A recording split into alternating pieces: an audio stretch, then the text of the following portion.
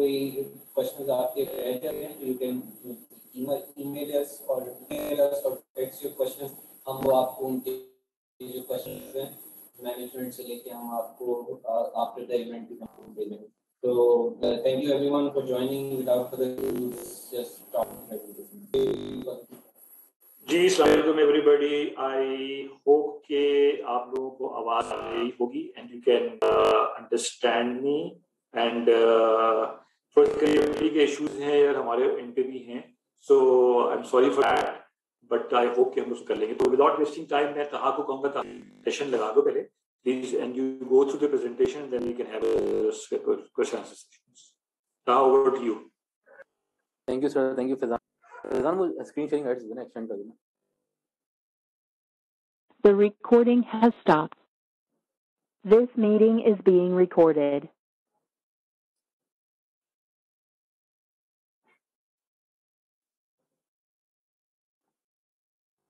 Faizan, please share the screen sharing rights. I have actually. No, I have it. Okay, thank you.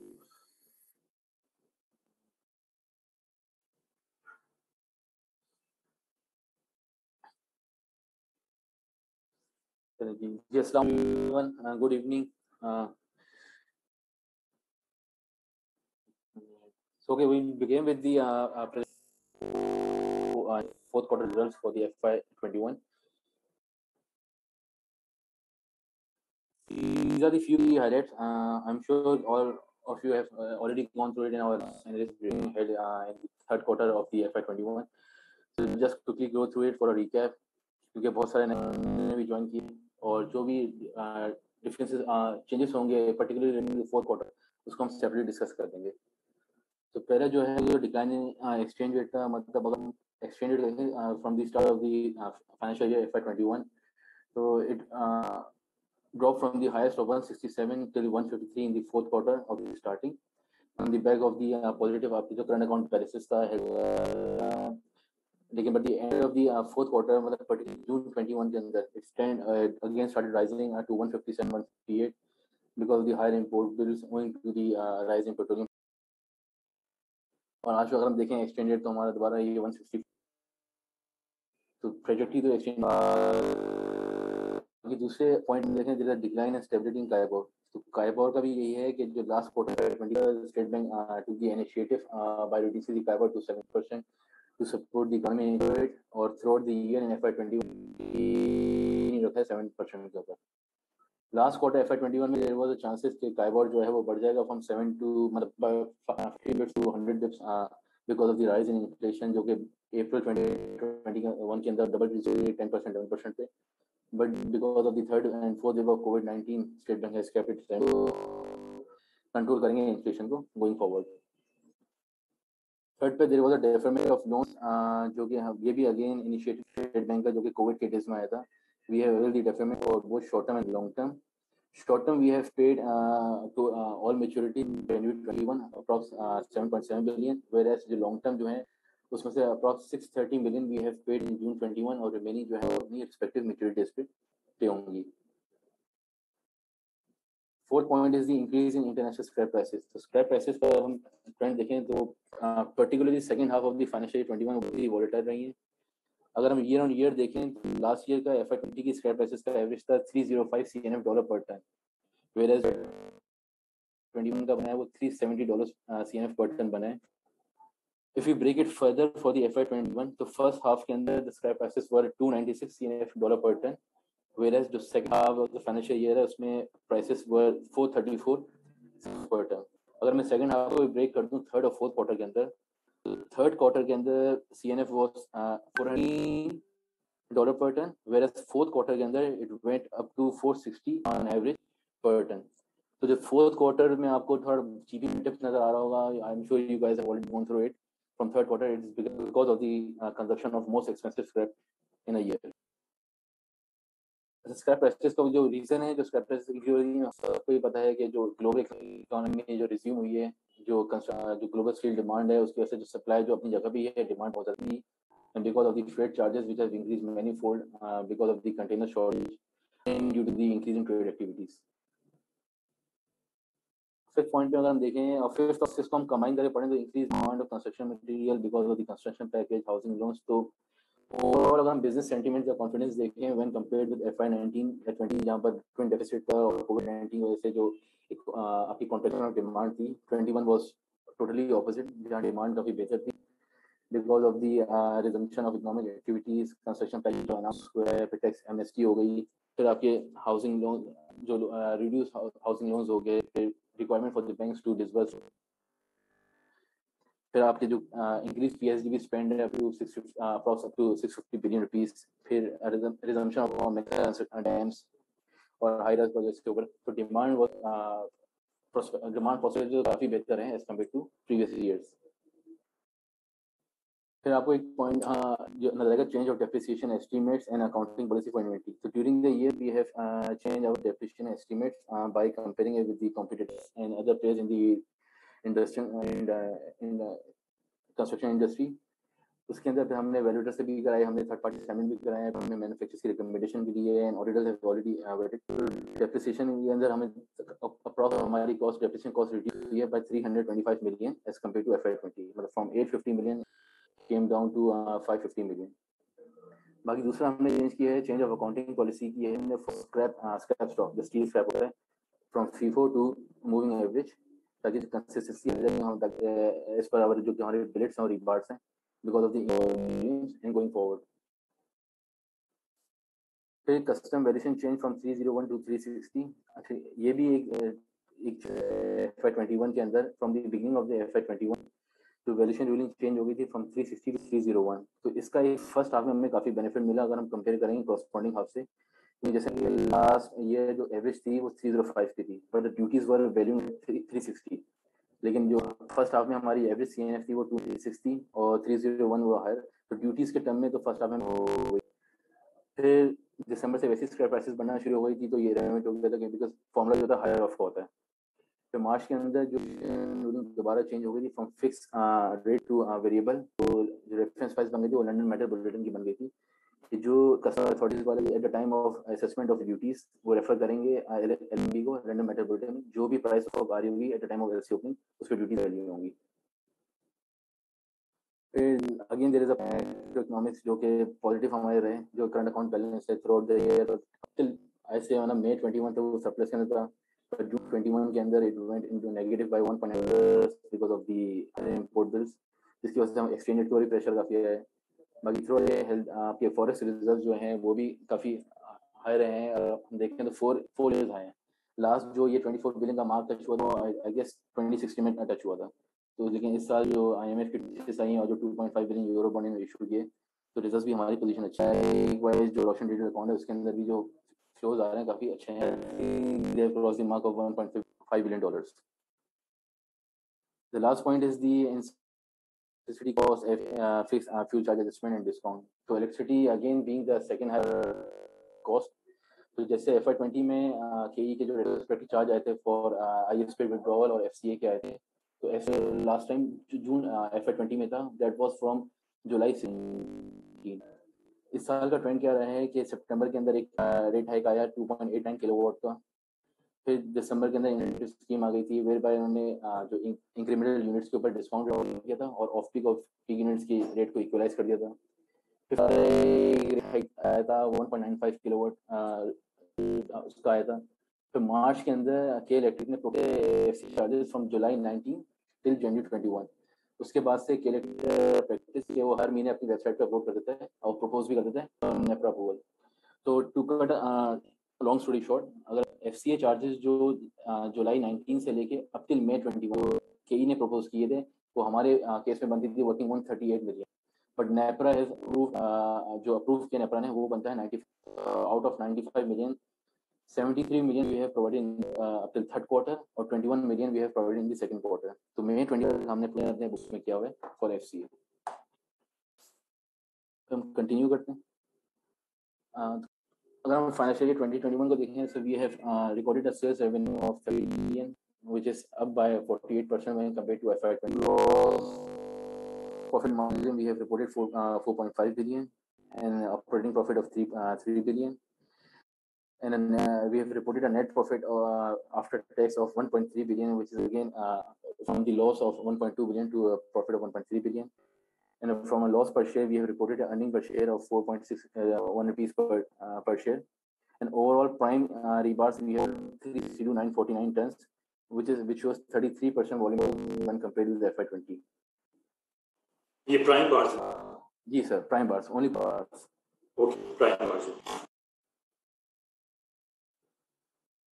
तो हम margins को अगर compare करें year on year basis 21 versus, तो gross profit increase हुआ हमारा 6.83% से 11.58%. Last year we all know there was a contraction of demand, reaction of economy और कोविड-19, जिसकी वजह से इकोनॉमी बड़ी डिप्रेस थी, डिमांड बड़ी डिप्रेस थी, and the pass through ability was very low. Such demand है because of the improvement in demand in the resumption of work. तो हम जीपी मार्जिन हमारे इंप्रूव हुए हैं 11.58 because of the capacity utilisation and increase in sales volume. Capacity utilisation में 5% बढ़ के 59% है इस साल. अब ऑपरेटिंग प्रॉफिट को देखें तो इंप्रूव है 1.34% से 7.73%. Again improvement in GP and the, अगर हम वर्टिकल एनालिसिस करें मतलब डिस्ट्रीब्यूशन एडमिन कॉस्ट का, तो as a percentage of sales they have reduced as when compared with FY20. Net profit margin from a net loss margin of 4.68%, हमारा net profit margin है 3.49%. Again, because of the higher operating profit margin and the reduction substantially because of the reduced KIBOR from 13.35% to, I guess, interest rate 0.35%. From a loss per share of 4.18 rupee to earning per share of 4.61. तो ये तो year on year हो गया. अगर हम quarter versus quarter compare करें, क्योंकि हम जो थर्ड क्वार्टर तक हमने सारी एनालिसिस ब्रीफिंग की है, तो ज़्यादा फोकस हमारा fourth quarter versus third quarter के ऊपर ही है. तो third quarter versus fourth quarter देखें तो हमारे थर्ड जीपी जो है ड्रॉप हुआ है in fourth quarter from 13.91% to 10.77%. Again इसका रीजन वही है, I spend for the consumption of most expensive scrap in fourth quarter. Operating profit हमारा जो है वो ड्रॉप हुआ है because of drop in GP from 9.92% to 7.29%. इन आगे रीजन जो है वो हम नेक्स्ट स्टेप से भी देख लेंगे. And net profit accordingly and the earnings per share from 1.69 to 1.4 quarter. Profit and loss account है, इसमें आपको ईयर ऑन ईयर भी नजर आएगा, जून 21 वर्सेस जून 2020. अच्छा, जून 2020 आप देखो यहाँ पर रजिस्ट्रेट हो गया क्योंकि हमने जो वैल्यूएशन की है, पॉलिसी चेंज है from FIFO to moving average, इसका रेट्रोस्पेक्टिव इम्पैक्ट होता है. So we have restated our earliest account of 2019 को रिस्टेट किया हमने, 2020 रिस्टेट किया और 21 तो करंट लिया, और ये fourth quarter versus third quarter आ रहे हैं. तो जो चेंज ऑफ पॉलिसी का इम्पैक्ट है, अगर मैं आपको ब्रीफली फॉर एक्सप्लेन कर दूं तो 43 मिलियन का कोई इम्पैक्ट है चेंज ऑफ पॉलिसी का, जो कि पॉजिटिव इम्पैक्ट है, जो कि हमने फोर्थ क्वार्टर में हमने रिकॉर्ड किया. तो fourth quarter versus third quarter देखें तो डिक्लाइन आपको जीपी नजर आएगा because of the reduction of most expensive scrap. 43 million कहा तुम, 43 मिलियन तुम बॉटम लाइन में कह रहे हो, जीपी लेवल पे? बॉटम जीपी लेवल पे 69 million, gross profit level 69 million, और लेवल पे after tax and after WPPF is 43 million. So the inventory valuation from FIFO to weighted average पे जाने के का इम्पैक्ट आपने बताया कि यहाँ पे क्या है. हाँ, वो हमने फोर्थ क्वार्टर में रिकॉर्ड किया. Okay, great. डिस्ट्रीब्यूशन कॉस्ट और इसके एनालिसिस वगैरह वो हम नेक्स्ट स्लाइड पे देख सकते हैं. हम आपको बिजनेस की नजर डिस्ट्रीब्यूशन को हम परसेंटेज में देखें तो वो इंक्रीज हुई है और एब्सोल्यूट अमाउंट में इंक्रीज हुई है बिकॉज ऑफ जो हमारा नेशनली अवार्ड और एक्लेम्ड हमारा जो कैंपिंग था आपकी तरफ सॉलिड, उसके चार्जेस हैं, प्लस सैलरी का जो हमने बोनस दिया है फोर्थ क्वार्टर की, उसके सैलरी से इंक्रीज है. एडमिन कॉस्ट देखें तो एडमिन कॉस्ट में हमारी परसेंटेज में तो सेम रही है, एब्सोल्यूट अमाउंट में इंक्रीज है because of the bonus paid in the fourth. ECL का देयर इज रिवर्सल है, I will explain you in the next slides. Other charges जो हैं वो हमारे डिक्रीज हुए हैं because of decrease in profitability when compared with third quarter, क्योंकि इसमें WPPF और WF और प्रॉफिट का फंक्शन है. अदर ऑपरेटिंग इनकम जो है वो इंक्रीज हुई है from 7 million to 24 million. Application of ICE 21 है गवर्नमेंट ग्रांट, जो कि हमारा सब्सिडाइज सैलरी लोन था उस पर अप्लाई होता है. मतलब इसमें जो हमने सैलरी लोन लिया था वो रिड्यूस रेट पे होता है. फॉर इंस्टेंस अगर हमने 2% पे लोन लिए हैं और काइबोर 7% पे, गवर्नमेंट ग्रांट का स्टैंडर्ड बोलता है कि 7% पूरा फाइनेंस कॉस्ट में चार्ज करें और 5% जो ग्रांट है ना वो अदर ऑपरेटिंग इनकम में आएगी, तो नेट के अंदर वो 2% ही है. तो ये एप्लीकेशन ऑफ ICE 21 है गवर्नमेंट ग्रांट. फाइनेंस को हमारी क्वार्टर वर्सेस क्वार्टर में अगर ईयर ऑन ईयर देखें तो काफी डिक्रीज हुई है उसमें का मेन रीजन तो काइबोर ही है, फ्रॉम 13% to 7%, और क्वार्टर वर्सेस क्वार्टर जो इंक्रीज नजर आएगा because of increase in short term borrowings due to increase capacity utilisation and the continuous increase in international scrap prices. Scrap price हम देखें तो हमने जैसे फोर्थ क्वार्टर में देखा 460 पे थी, अगर हम देखें तो स्क्रैप प्राइसेस हमारी जो होंगी 535 पे होंगी, बंडल स्क्रैप को देखें तो देवर 560। टैक्सेशन को देखें, टैक्सेशन डिक्रीज हुई है because of decrease in profit when compared with third quarter. तुम्हारी टैक्सेशन में कहा वेरी क्विकली वेरी ब्रीफली कि तुम्हारा जो धाबेजी प्लांट है वो टैक्स फ्री है एंटायरली या 88% है, क्या है, एक्सप्लेन थोड़ा सा ब्रीफ टेस्ट कर दो। हाँ, वो बेसिकली अच्छा मैं आपको टैक्सेशन का थोड़ा ब्रीफ करूँ। टैक्सेशन ये बेसिकली इसमें it is a sum of current tax and deferred tax होता है। हमारे पास दो रोलिंग मिलते हैं, एक साइड रोलिंग मिल है और एक धाबेजी रोलिंग मिल है। साइड रोलिंग मिल के ऊपर हमारे पास टैक्स क्रेडिट अवेलेबल है 65E का, विच इज तो हम नेक्स्ट जो हमारी लास्ट स्लाइड्स होगी उसमें हम देखेंगे जो हमारी जो है कि हम मैक्सिमाइज करें धाबेजी रोलिंग मिल को, और Shershah rolling mill side rolling mill उसको मतलब जो हमारी डिफरेंट साइजेस हैं उसके लिए हम चलाएं।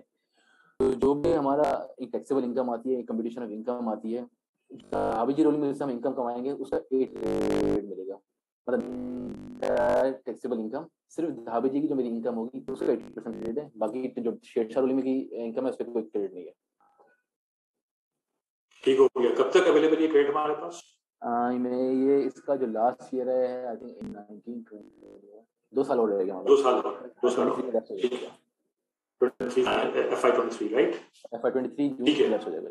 तो मैं एनालिस्ट को अपने तमाम को करूंगा जब आप अपना असेसमेंट किया करें तो इस चीज को ध्यान में रखिएगा for you to know exactly हम कहाँ क्या प्रोड्यूस कर रहे हैं, बट क्वार्टर तो हम चीजें डिस्कस कर ही लेते हैं। तो अगर आप कभी रिव्यू बनाए तो उसमें ध्यान में रखिएगा कि हमारा फोकस धाबेजी है एंड फॉर योर इंफॉर्मेशन हमारी कोशिश ये होगी कि हम 75% ऑफ आवर टारगेट 5% यहाँ बनाए। तो रिमेंबर 7 और 75% जो रेवेन्यू धाबेजी से जनरेट होगा वो 88% टैक्स एग्जेम्प्ट होगा under 65E FY22 and FY23। Just wanted to touch. Thank you. आगे बढ़ जाएं। जी सर, ये क्वार्टरली गेन है, यहाँ पर मैंने स्टैटिक लगा दी थी ताकि तो first quarter, second quarter, third quarter, fourth quarter आपको नजर होगा FY21 का। तो अगर हम फर्स्ट क्वार्टर देखें तो हमने जो जीपी रिपोर्ट किया था, जो रिपोर्ट किया 10.9% था, वो सेकंड क्वार्टर में ऑलमोस्ट हो गया, फिर थर्ड क्वार्टर में इंप्रूव हो गया बिकॉज ऑफ दी जो प्राइसेस आपकी जब इंक्रीज होना शुरू हुई थी तो उसके तहत हमने प्राइसिंग स्ट्रेटजी अपनी वहीं कर ली थी, जो कि स्क्रैप जो हमने बाय किया था एंड ऑफ मार्च और अप्रैल में, prices started to rise from January लगे थे, बट जून के अंदर आके जब वो स्क्रैप सारा का सारा आया इससे तो जीबी दोबारा नॉर्मलाइज हो गया था अपने लेवल पे। तो 10.77 प्रॉफिट आफ्टर टैक्स में देखें तो profit after tax first quarter में हमारा था 1.4%, 3.69% हो गया because of the increase sales volume, increase capacity utilisation जिससे एब्जॉर्प्शन ऑफ फिक्स्ड कॉस्ट भी होती है, और फाइनेंस कॉस्ट तो 5.76% से रिड्यूस होकर 3.49% आ गई है डिप्रेशन का अबाउट। क्वांटिटी और प्राइस वेरीज एनालिसिस, तो फोर्थ क्वार्टर में हमने जो वॉल्यूम्स मूव किए हैं there are 15,197 tons more as compared to third quarter, वो तकरीबन 5,200 पर टन से बढ़ी हैं। ये से जो है net of GST, net of sales tax fourth quarter के अंदर। अगर हम कॉस्ट की साइड देखें तो कॉस्ट ऑफ सेल्स जो है मेरी 8 ये वही है कि थर्ड क्वार्टर में जो स्क्रैप था जो कंज्यूम किया वो $413 का था, फोर्थ क्वार्टर में जो कंज्यूम किया that was $460, the prime reason for the increase in cost. तो ओवरऑल मैं देखूं 16 से मेरा जीपी ड्रॉप है, तो जिसका अगर मैं क्वांटिफाई करूं तो क्वांटिटी वेरिएंस है 231 billion because of the selling of extra quantities, और negative price variance of 300 million. अगर हम जीपी के बाद देखें जो डिफरेंसेस हैं तो डिस्ट्रीब्यूशन कॉस्ट हमारी इंक्रीज 69 बिलियन से इंक्रीज हुई थी when compared with third quarter. इसका एक खर्चा एडवर्टाइजमेंट प्रमोशन का और सैलरीज का है मेनली। एडमिन का जैसे बताया कि 30 मिलियन से मेरा एडमिनिस्ट्रेटिव कॉस्ट इंक्रीज हुई है when compared with third quarter, इसमें अगेन सैलरीज हैं 40 million from third quarter. ECL का basically there was an effort from our sales team, combined effort from both from finance sales. हमारे जो overdue receivables होते हैं, I mean you say कि जो more than 200 days, more than 300 days जो होते हैं जो overdue receivables उसमें से हमारी रिकवरी काफ़ी अच्छी आई है। अगर हम ओवरऑल टर्म्स में देखें तो मेरे नंबर डेज भी 57 डेज से रिड्यूस हो गए 50 डेज पे आ गए because of the improve liquidity position, तो जिसकी वजह से जो एक्सपेक्टेड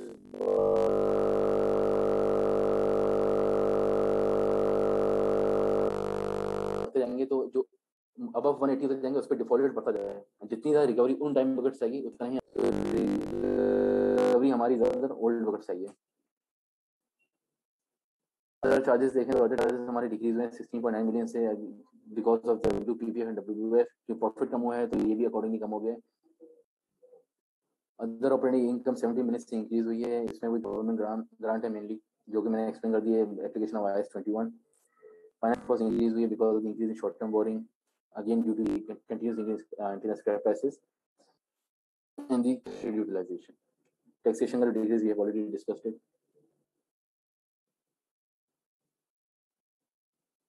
तो बैलेंस शीट का हम देख सकते हैं, बैलेंस शीट में ये देख लेते हैं जो हमारे बड़े मेजर वेरिएंस हैं।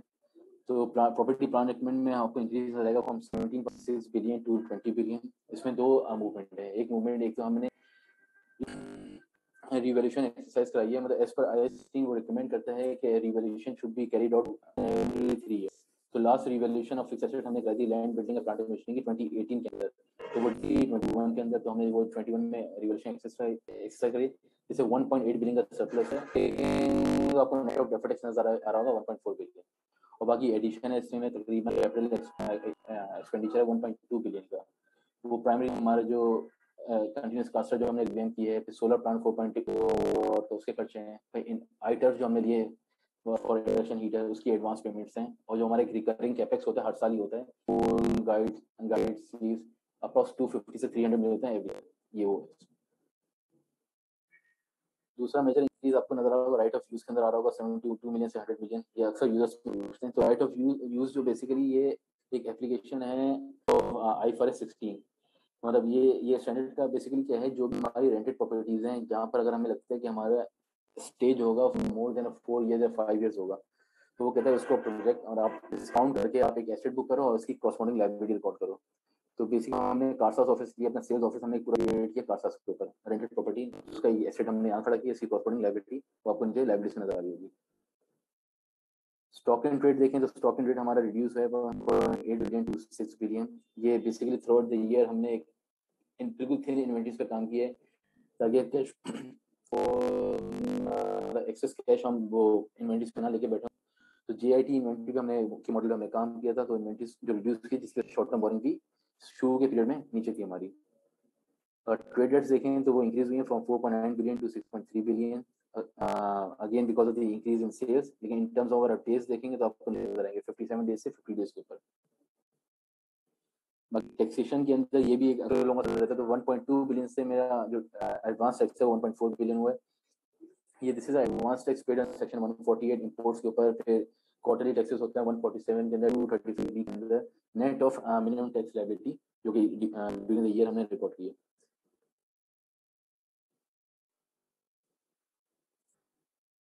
अगर हम करंट लायबिलिटीज में देखें तो नॉन करंट लायबिलिटीज में जो लॉन्ग टर्म फाइनेंसेस हैं वो 5.4 बिलियन से रिड्यूस हो गए 4.8 बिलियन। इसमें अगर हम इसको हमें टोटल में देखना चाहिए कि लॉन्ग टर्म फाइनेंस की नॉन करंट करंट मैच्योरिटी, तो दूसरी साइड पे करंट मैच्योरिटी आपको नजर आ रही है कि वो बढ़ गई है 811 मिलियन से 1.1 बिलियन। और जो नेट पे रिडक्शन हुई है repayment long term maturities of 630 million in June 21, और बाकी जो लीगल लोन हुआ था वो नेट हो गया कैश भी आपको नजर आ रहा होगा। लॉन्ग टर्म प्रोविजन आपको लास्ट ईयर नजर आ रहा होगा। लॉन्ग टर्म प्रोविजन से मुराद है यहाँ पर GITC का। सुप्रीम कोर्ट का ऑर्डर आया था कि GITC जो है वो पे करने हैं 48 इक्वल क्वार्टरली इंस्टॉलमेंट्स के अंदर। तो we have against the order. तो लेकिन as per the guidelines of ICE तो हमने क्योंकि हमने स्टे है हम पे अभी नहीं कर रहे, तो हमने जून 30 2021 के ऊपर GITC को प्रेजेंट वैल्यू पे उसका नॉन करंट पोर्शन जो 36 इंस्टॉलमेंट्स है यहाँ पर नजर आएंगी और बाकी जो 12 इंस्टॉलमेंट आपको ट्रेनिंग पेपर्स के अंदर वो मर जाएंगे। बाकी डेफर्टेशन जो है उसके अंदर इंक्रीज है because of the transfer of assets from CWIP to fixed asset, और जो सरप्लस हमने बुक किया उस पर डेफर्टेशन लायबिलिटी है। बाकी इसमें जो मेजर वेरिएंस है मुराबा ट्रेड एंड पेबल्स आपको इंक्रीज नजर आ रहा है 3.7 बिलियन से 5 बिलियन। अच्छा ट्रेड एंड पेबल्स के मुराबा क्लासिफाई होता है as per the companies act 2017 और जो पुराना कंपनी ऑर्डिनेंस 1984, फोर्थ शेड्यूल जो कि लिस्टेड कंपनीज पे अप्लाई होता है, मुराकाबा to be classified as trade and papers, तो वो है तो शॉर्ट टर्म बोरिंग ही है जो कि लेकिन एज पर द कंपनीज की रिक्वायरमेंट फोर्थ शेड्यूल की वो हमने ट्रेड एंड पेपर्स में क्लासिफाई किया हुआ है। एक्रूड इंटरेस्ट भी आपको ड्रॉप नजर आएगा 577 मिलियन से 267 million because of the reduce in KIBOR. और शॉर्ट टर्म फाइनेंस ओवरऑल अगर आप देखें तो खाली कन्वेंशनल की देखें तो 11.9 बिलियन से रिड्यूस होकर 9.4 बिलियन आई है, लेकिन ऑन दी अदर साइड मुराबा और बढ़ रहा होगा। तो ओवरऑल अगर आप देखेंगे तो हमारी short term boring approx 700 to 800 million से ड्रॉप हुई होगी because of the good collection from receivables and maintaining of optimum inventory.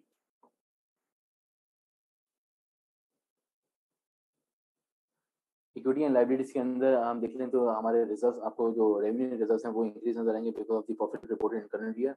और दूसरी साइड पे हमारा जो सरप्लस और रिवैल्यूएशन जो कि मैंने एक्सप्लेन किया हमने, वो 2.2 बिलियन से बढ़कर 3.7 बिलियन हो गया। This is net of after tax.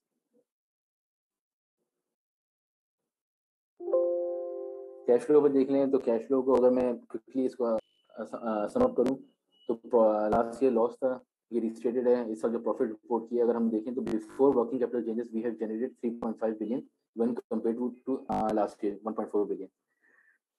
उसके अंदर से अगर मैं मूवमेंट ऑफ करंट एसेट्स और करंट लायबिलिटीज निकाल दूं तो करंट एसेट्स मेरे पॉजिटिव रहे because of the reduction in inventories, वहां से जो हमारा कैश फ्री हुआ है। और टोटल पे देखूं before the payment of taxes and gratuity तो 4.8 billion we have generated from operations during FY21। अगर इसको हम देखें तो 4.8 बिलियन के बाद अगर हम इसमें से इनकम टैक्स जो कि ड्यूरिंग हमने पे किया है, फाइनेंस कॉस्ट पेड कर दिया, तो net cash generate from operation है 2.4 बिलियन। उसमें से फाइनेंसिंग एक्टिविटी अगर मैं इन्वेस्टिंग एक्टिविटी मैनेज कर दूं तो 1.14 बिलियन की थी। और फाइनेंसिंग एक्टिविटी हम देखें 1.6 बिलियन से मेरी शॉर्ट टर्म बोरिंग हमारी कम हुई है और लॉन्ग टर्म फाइनेंस नेट पे ये कम हो रहा है, मतलब 630 मिलियन की पेमेंट और बाकी जो लोन हमने लिया सैलरी का। तो ओवरऑल जो कैश है हमारा डिक्रीज है वो 700 मिलियन डिक्रीज हुआ है।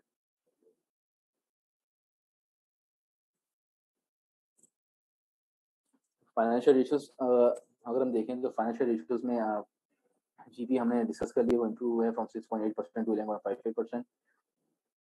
रिटर्न ऑन इक्विटी जो वो भी काफ़ी रिवर्स ही है, 9.8% हमारा रिटर्न ऑन इक्विटी बना है।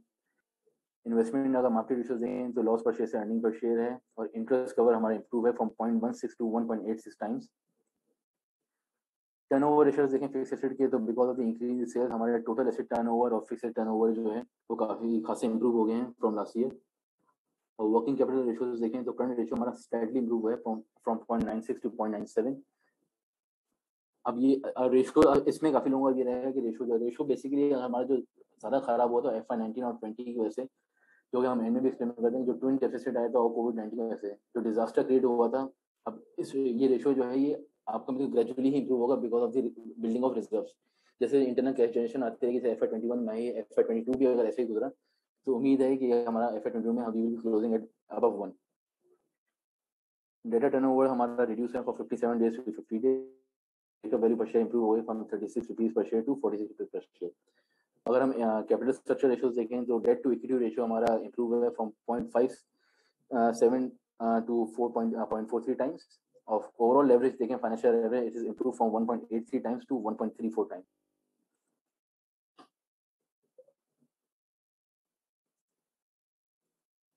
ये सेल्स के एनालिसिस है। तो सेल्स के एनालिसिस यहाँ पर मैंने ये बराबर में नेगेटिव रीजन भी लिखी हुई है, तो आप चाहें तो पढ़ भी सकते हैं। और फोर्थ वर्सेस थर्ड क्वार्टर की भी है, तो मैं ब्रीफली एक्सप्लेन कर दूं तो अगर आप देखेंगे तो फर्स्ट क्वार्टर सेकंड क्वार्टर में प्राइसेस जो है when compared with second quarter almost same level पे रही थी, क्योंकि आपकी कॉस्ट भी ऑलमोस्ट सेम लेवल पे थी।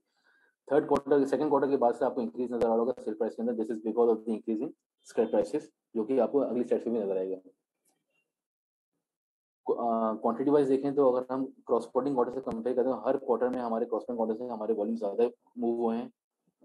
First quarter, second quarter, third quarter. Fourth quarter के अंदर क्योंकि लास्ट क्वार्टर में कोविड था, there was a lockdown for approx I think more than 45 days. तो कंपैरिजन आपको ज़्यादा नजर आ रहा है जो ग्राफ के अंदर। ईयर ऑन ईयर पे अगर हम वीडियंस रेवेन्यू ओवरऑल ग्रू बाय 48%, जिसमें से 33% इज द वॉल्यूमेट्रिक ग्रोथ और प्राइसेस जो हैं वो 11% से इंक्रीज हुई हैं because the uptick in demand. जो ओवरऑल इंक्रीज है वो हमने सारे इंसेंटिव डिस्कस कर लिए हैं because the incentive taken by government Pakistan state bank. Retail sector में हमारी खासी इंप्रूवमेंट है, वो आपको नेक्स्ट स्लाइड में नजर भी आएगा। मतलब जो हमारी स्ट्रेटेजी है कि हमें पेनिट्रेट भी करना है नॉर्थ में और रिटेल को हमने बढ़ाना भी है।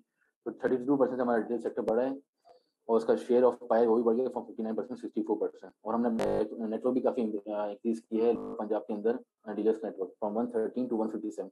मतलब ये 113 टू 157 ये ओवरऑल डीलर्स हमारे pan Pakistan number. Fourth versus third quarter देखें तो हमारा जो रेवेन्यू ग्रू है बाय 27%, जिसमें से वॉल्यूमेट्रिक ग्रोथ है 17% when compared to third quarter, और प्राइसेस जो इंक्रीज हुई हैं वो 9% से हुई है। और जून के अंदर फोर्थ क्वार्टर के जून के अंदर ये है हिस्ट्री के हमने हाई सेल्स रिबार्स जो हैं वो प्राइम रिबार्स मूव किए हैं 42,911 ton in the history of Amreli Steels. ये स्क्रैप के एनालिसिस अगर हम स्क्रैप कॉस्ट को देखें तो रुपी टर्म्स में देखें तो वही आपको ट्रेंड नजर आएगा जो कि सेल प्राइस में है। कॉस्ट जो है स्क्रैप की कॉस्ट तो सेकंड क्वार्टर ऑनवर्ड्स बढ़ना शुरू हो गई थी and it continue to increase till fourth quarter. अगर हम इसको यूएसडी में देखें, यूएसडी हमारा ड्रॉप हुआ था जो स्टार्टिंग में फर्स्ट क्वार्टर में यूएसडी था इट वाज अबाउट 167, ये ड्रॉप हो गया फोर्थ क्वार्टर में आया था यहाँ पर आपका तकरीबन 153 के लेवल पे आया था, बट जून में आके ये दोबारा इंक्रीज हो गया था 157 पे, बट एवरेज ये 155 से नीचे ही रही थी। और यूएसडी टर्म्स में देखें तो हमारे सेकंड क्वार्टर के बाद एकदम से इंक्रीज है जो हमने कंजप्शन की 413 का स्क्रैप और फिर फर्दर इंक्रीज है 460 पे, और ये ट्रेंड जो है कंटिन्यू टू इंक्रीज है in the first quarter and onwards.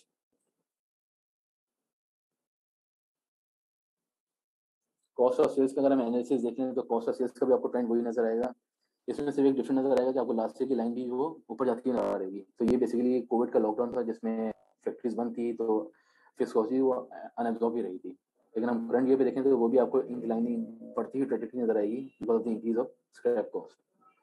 तो कॉस्ट को अगर हम नेगेटिवली रीजनिंग कर लें इसकी तो ईयर ऑन ईयर पे तो 5% पर टन बेसिस मेरी कॉस्ट बढ़ी है। इसमें जो पॉजिटिव जो नेगेटिव वेरिएंसेस हैं वो आपकी स्क्रैप प्राइस है जो कि $305 से बढ़ के 370 हो गई थी। एफसी का प्रोविजन हो गया 95 मिलियन का, फिर टैरिफ हाइक हो गया 2.89 से टैरिफ हाइक हुआ था 1.95 से हुआ था। वेराइटी ऑफ पॉजिटिव्स भी है इसमें, चेंज ऑफ कस्टम वैल्यूएशन है फ्रॉम 360 टू 301। तो आपकी इंक्रीज कैपेसिटी यूटिलाइजेशन है फ्रॉम 45% टू 59% है। जब कैपेसिटीज बढ़ती हैं तो बहुत सारी इसके जो रिलेटेड एफिशिएंसीज होती हैं, मतलब गैस कंजप्शन, दूसरी इलेक्ट्रिसिटी और दूसरे यूनिट कंजप्शन होती है उसमें इंप्रूवमेंट आ जाती है। जैसे कि हमारे फेडरलाइज की यूनिट कंजप्शन है वो भी काफ़ी नीचे रही है। और बाकी धाबीजी रोलिंग जैसे फल साहब ने एक्सप्लेन किया कि हमारी जो हमारी स्ट्रेटेजी है कि मैक्सिमम प्रोडक्शन हम धाबीजी रोलिंग मिल करें। धाबीजी रोलिंग मिल जो है वो इंटरनेट कनेक्टेड है with steel melt shop. Steel melt shop जो ब्लेड निकलता है वो डायरेक्टली धाबीजी रोलिंग में जाता है। तो लास्ट ईयर हमने 64% हॉट चार्जिंग की थी, इस साल हमने 98% हॉट चार्जिंग की है जिसके साथ हमारी इलेक्ट्रिसिटी भी रिड्यूस हुई है। तो दीज वर द पॉजिटिव्स जिसने थोड़ा सा ऑफसेट कर दी है जो इंक्रीज इम्पैक्ट था स्क्रैप प्राइसेस का। और आरएलएनजी की प्राइसेस देखें तो वो भी लास्ट ईयर से काफी रिड्यूस है फ्रॉम 1800 MMBTU टू 1200 MMBTU।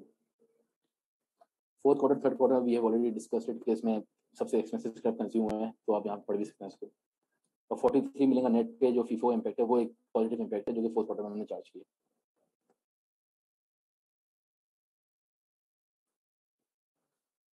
ये बेसिकली हमारी डिस्ट्रीब्यूशन ऑफ मतलब सेल्स डिस्ट्रीब्यूशन ये बेसिकली सेगमेंट वाइज सेल्स है हमारी।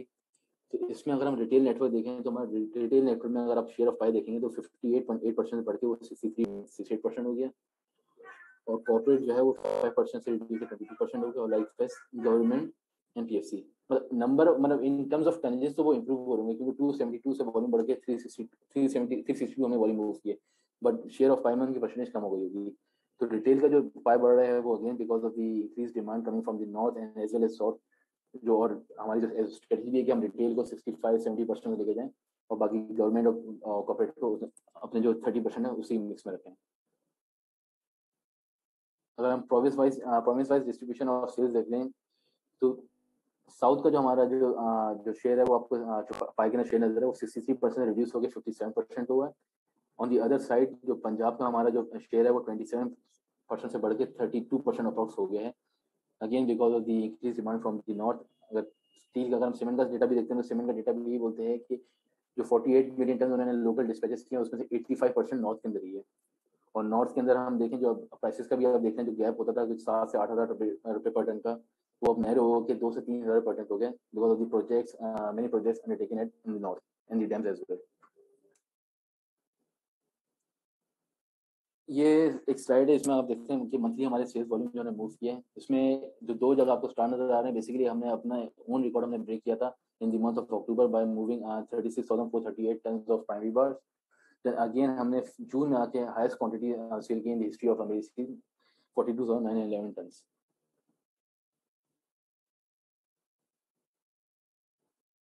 डिस्ट्रीब्यूशन एक्सपेंसेस को देखें तो इन टर्म्स ऑफ परसेंटेज से मैं एक्सप्लेन करें, वर्टिकल एनालिसिस करेंगे तो आपको रिड्यूस ही नजर आएगा बिकॉज ऑफ इकोनॉमीज के 2.5% से वो रिड्यूस होकर 2.41% हो गई है।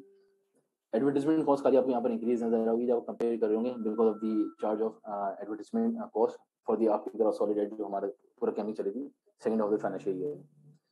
सिमिलरली एडमिनिस्ट्रेटिव एक्सपेंस भी हमारे 1.9% ऑफ द सेल्स से रिड्यूस हो गए 1.41% हो गए हैं। अकॉर्डिंगली जितने भी सैलरीज वगैरह हैं वो रिड्यूस हो गई हैं बिकॉज मेजरली एडमिन एक्सपेंसेस होते हैं वो फिक्स कॉस्ट के नीचे होती है उसकी, तो वो बिकॉज ऑफ द इकोनॉमीज उनकी परसेंटेज भी रिड्यूस हुई है। प्रोडक्शन और कैपेसिटी यूटिलाइजेशन हम देखें तो हमारी स्टील मेल्ट एसएमएस जो ब्लू कलर में, धाबी जीरो में ग्रीन कलर में और जो साइड वाले में वो येलो कलर में। तो मेल्ट शॉप की प्रोडक्शन हमारी इंक्रीज हुई है from FY20 by 24%। Dhabeji rolling mill की प्रोडक्शन हमारी इंक्रीज हुई है 44% और साइड रोलिंग मिल की हमारी प्रोडक्शन खाली इंक्रीज है 4% है, क्योंकि मैक्सिमम हमारा जो पर्पस है, जो स्ट्रेटजी हमारी ये है कि हम धाबी जी में मैक्सिमाइज करें प्रोडक्शन। कैपेसिटी यूटिलाइजेशन में अगर आप देखें ब्रेक करके प्लांट वाइज तो मेल्ट शॉप की मेरी जो कैपेसिटी है, अगर हम नेम प्लेट कैपेसिटी लेके चलें तो 49% कैपेसिटी से 61% की कैपेसिटी यूटिलाइजेशन है मेल्ट शॉप की। धाबी जी रोलिंग मिल 42% से इंप्रूव हो गई 61% हो गई है और साइड रोलिंग मिल स्लाइटली इंप्रूव हुई है फ्रॉम 53 to 55। अगर आप दोनों रोलिंग मिल्स को कंबाइन कर लें साइड और धाबी जी को तो 45% लास्ट ईयर की कैपेसिटी यूटिलाइजेशन, इस साल ये है 59% कैपेसिटी यूटिलाइजेशन। ये एक्सचेंज रेट का मैं यहाँ पे ग्राफ लगा दिया था, तो आप लास्ट ईयर देखेंगे एक्सचेंज रेट जो एकदम से हाई गया था, ये कोविड के जो पीरियड है मार्च से जो लॉकडाउन लग गया था, ये वेंट अप टू 168 167। उसके बाद ये फर्स्ट क्वार्टर में भी ऊपर ही रहा था, फिर ये ड्रॉप होना शुरू हुआ, फिर जून में आके दोबारा इंक्रीज आया है यहाँ पर 157 को टच किया इसने because of the pressure on reserves और because of the high import duties. KIBOR को देखें तो काइबर की भी डिक्लाइनिंग ट्रेजेक्टरी है कि लास्ट ईयर काइबर ऊपर आता है, लेकिन ये कोविड के अंदर जो स्टेट बैंक इनिशिएटिव लिया था टू सपोर्ट द इकोनॉमी तो ड्रॉप टू 8% देन टू 7% और बस उस 7% पे उसने मेंटेन रखा through out the year. This is the end of the presentation. Now you may proceed to the question and answer sessions. Thank you, Faizan.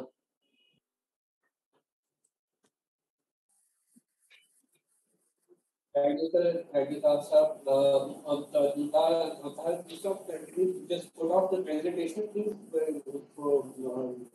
Video more down करो, if you can move the video. Faizan, आवाज काफी वो है, voice cut आ रही है। Sir मैं कह रहा हूँ कि आप काइंडली प्रेजेंटेशन ऑफ कर सकते हैं। जी जी बिल्कुल।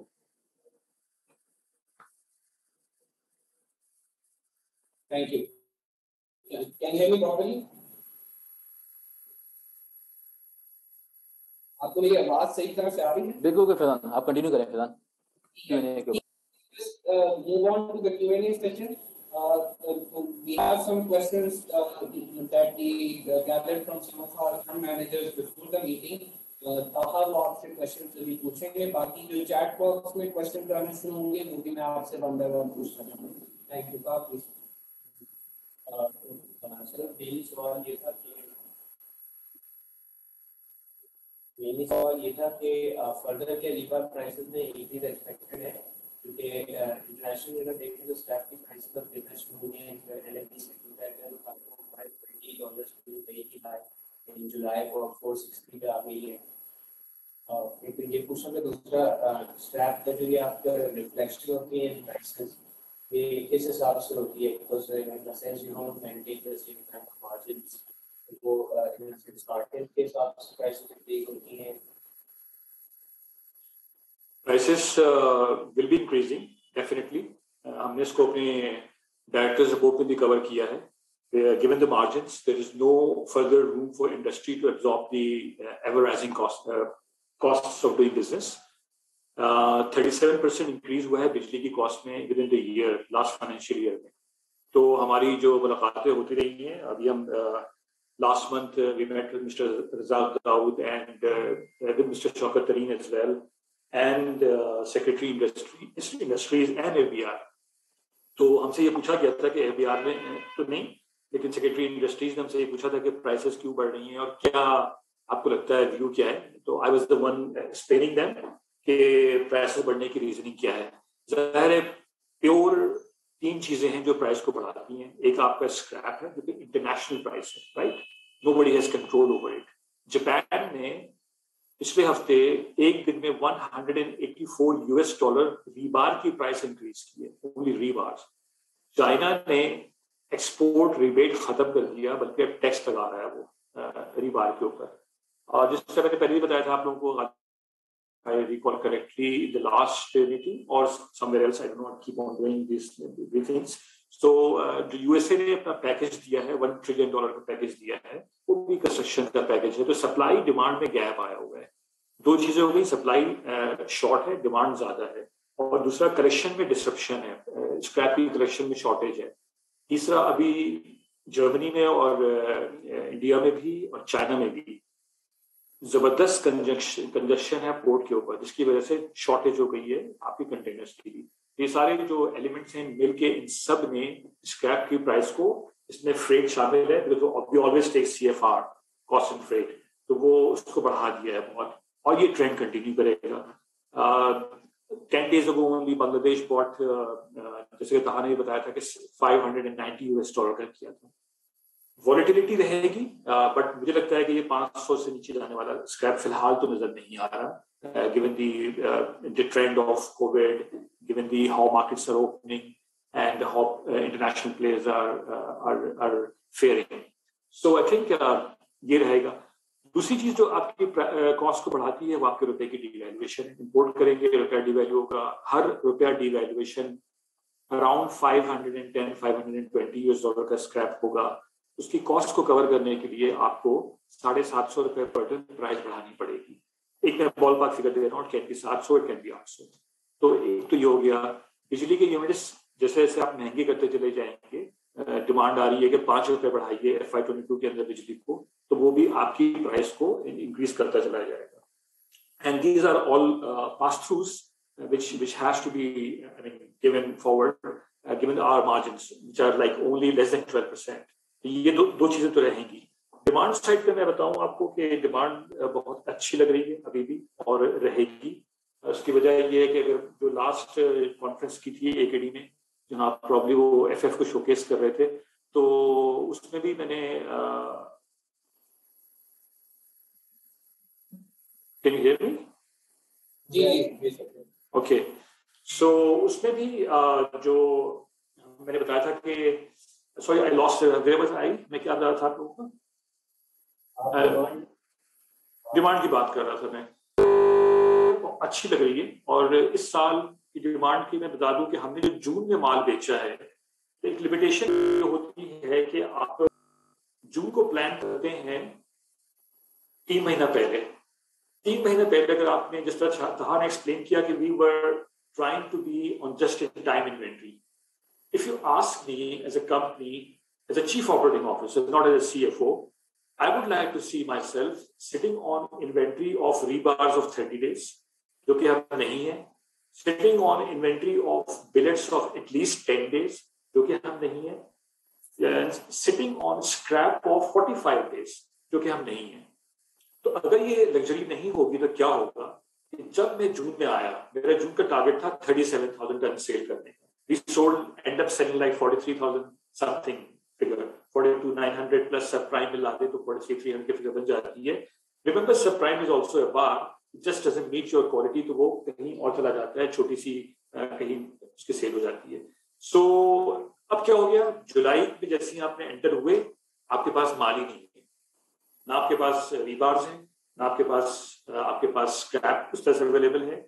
आप 3 महीने आगे का स्क्रैप तो ठीक कर सकते हैं, जो आज जो मैं एक्स्ट्रा बेच दिया, जैसे जून में बैठ के या मई में बैठ के तहा ने जो प्लानिंग की होगी वो जून, जुलाई, अगस्त एंड टच सितंबर भी की होगी।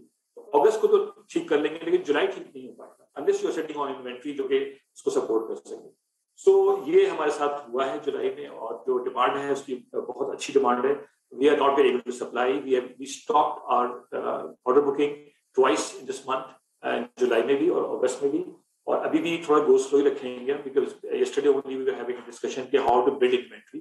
तो हम कोशिश करेंगे अपना इन्वेंट्री बिल्ड करने की कोशिश करेंगे, because we struggling with inventory, we are setting at very very low inventory levels, and that's the pretty much situation overall the country, because लोगों ने स्क्रैप इंपोर्ट इस तरह से नहीं की खुल के कि चलो यार मंगवा लो, it was so expensive, everybody is afraid कि 560 का मंगवा ले, 540 का मंगवा ले तो क्या होगा, नीचे आ जाएगा। It went down to 520 by the way, and day for yesterday only 520। So अब क्या हो गया कि पिछले साल का जो स्क्रैप मिक्स था वो 80-20 का मिक्स था by and large. Shredded was 80%, 20% was bundle, life was very simple.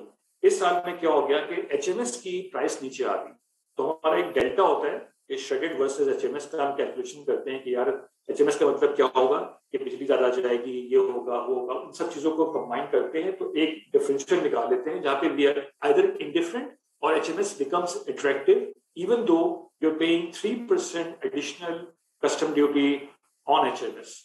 तो वो भी अब हम इस्तेमाल कर रहे हैं, और कहा था कि क्या नेक्स्ट होगा इस साल का जो हमने प्लान किया हुआ है अब तक एचएमएस का फॉर 3 मंथ्स फर्स्ट क्वार्टर के लिए।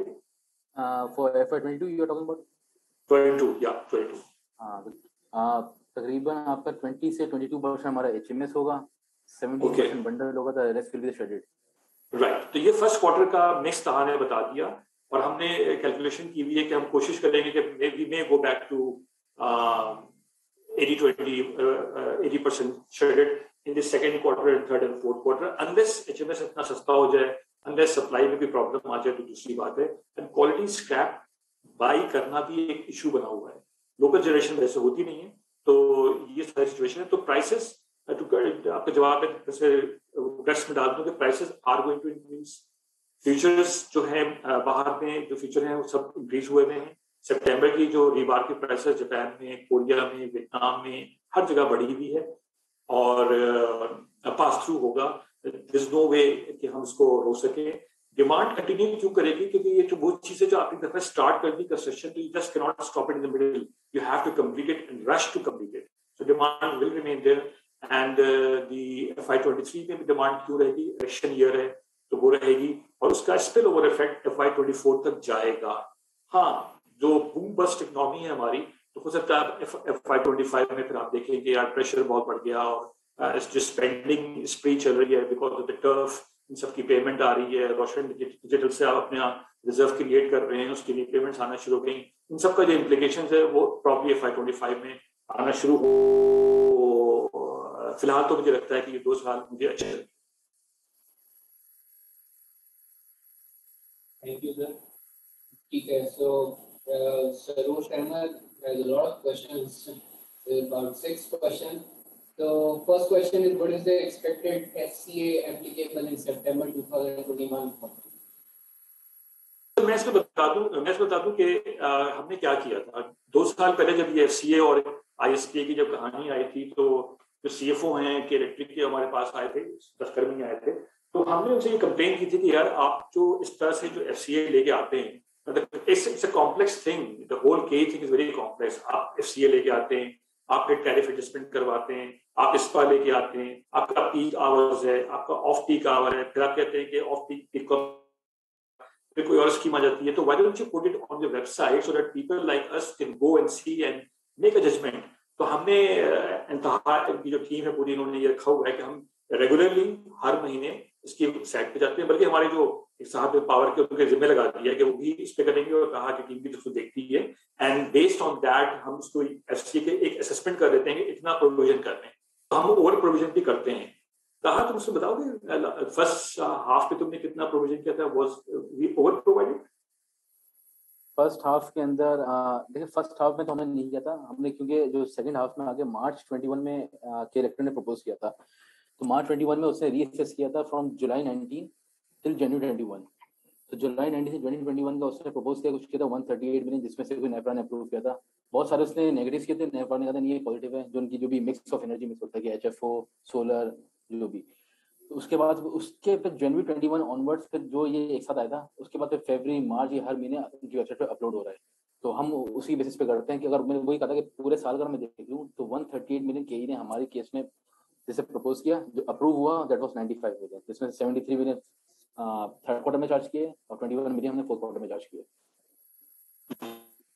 तुमने जो चार्ज किया था वो तुमने मई तक का किया हुआ है कि जून भी कर जी, दिया? अब तक मई 21 का हमने प्रोविजन प्रोवाइड किया हुआ है, जून 21 तक किया हुआ है, जो कि अब नेक्स्ट इस साल में आएगा।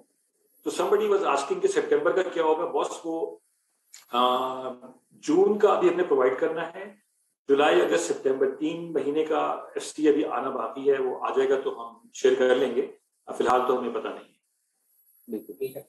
So second question, I मुझे लगा कि इनके काफी सारे क्वेश्चन हैं, but let's just make the answers a little more quicker क्योंकि लोगों के काफी सारे क्वेश्चन आ गए। So your nameplate capacity of melting shop is 600,000 metric tons per annum. What is the maximum and average possible utilization level of your melting plant? जी, name plate capacity तो 6 लाख है, लेकिन जो हम प्रैक्टिकल कैपेसिटी इसको कहते हैं, प्रैक्टिकल कैपेसिटी इस अराउंड 500,000 टन। तो अगर आप उसको उसके हिसाब से लगाएंगे तो हमने कितना प्रोड्यूस किया था, इसमें चेक कर लोगे as a percentage. Your on off तुम म्यूट करता 75% कर लिया होगा। जी सर, मैं सर हाँ आप इसको कंटिन्यू करें, मैं आपको बता देता हूँ देखिए कितना हमने यूज किया। जी जी, इट शुड बी अराउंड 70% 75% के दरमियान में कहीं आएगा प्रैक्टिकल कैपेसिटी से यूटिलाइजेशन।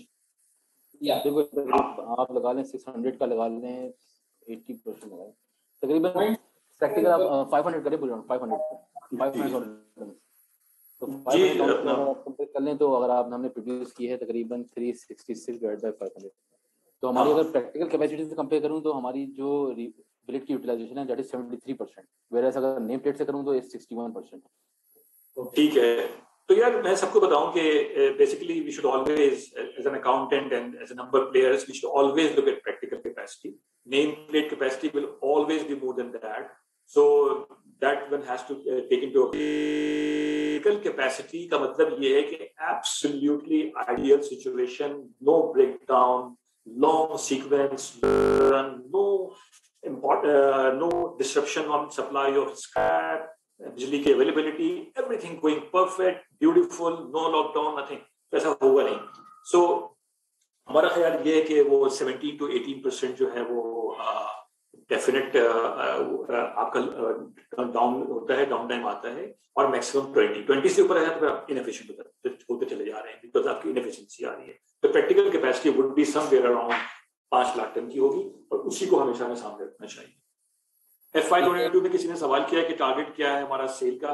सॉरी, हाँ फैजान आप कंटिन्यू करें। इसी से related basically questions are, if you increase your capacity by 200,000 metric tons per annum, what would be the CapEx required? So basically what is asking is कि per ton CapEx requirement कितनी है अगर आप करने जाएं तो।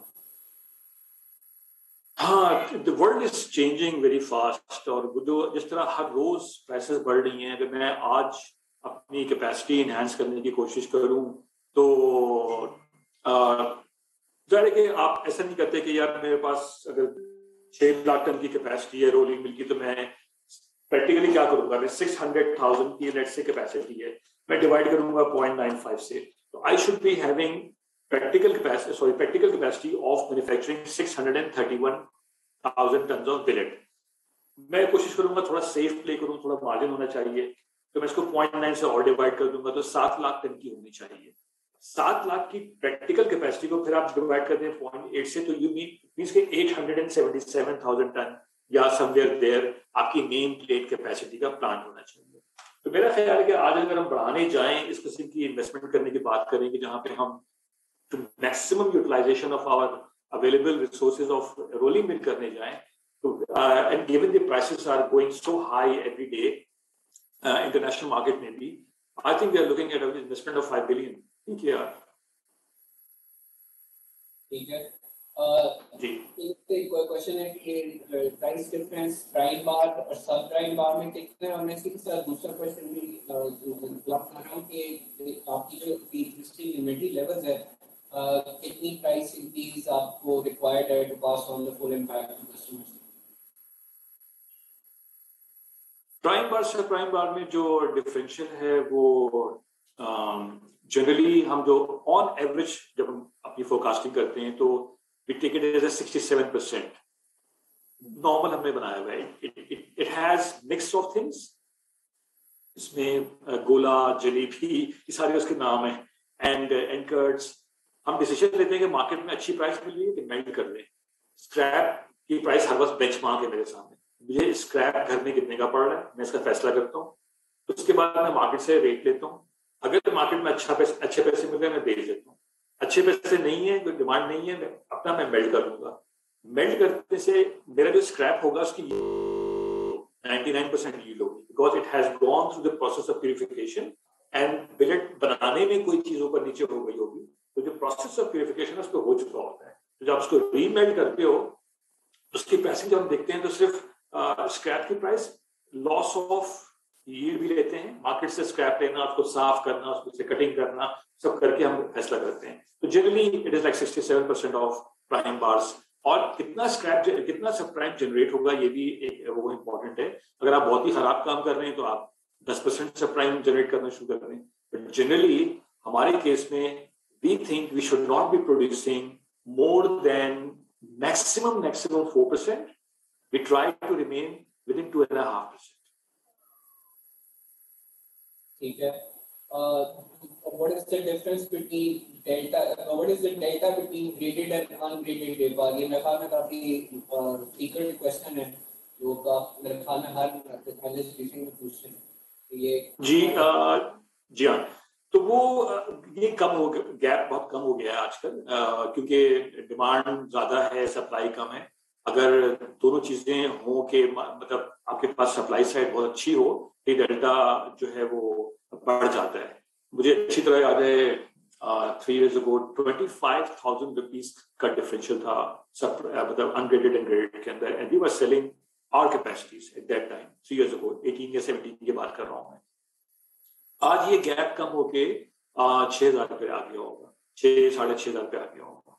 सो ये 25 से चला गया। तो जैसे ही चीजें नॉर्मलाइज होंगी तो ये गैप फिर बढ़ेगा। लेकिन मैं एक बात बता दूंगा, Pakistan association of largest steel producers, इसको हमने तश्कील दिया, हमारी सुनवाई होती है, हम बात कर रहे हैं। हमारा ख्याल है कि हर गुजरते साल के साथ साथ जितने भी ये नॉन ग्रेडेड प्लेयर्स हैं ये आहिस्ता आहिस्ता आहिस्ता खत्म होना शुरू हो जाएंगे। ऑलरेडी बहुत से लोगों ने अपनी मिलें बंद की हुई हैं, स्क्रैप नहीं खरीद सकते, they cannot afford the working capital required, and bigger players are going to take that place, मतलब the pie।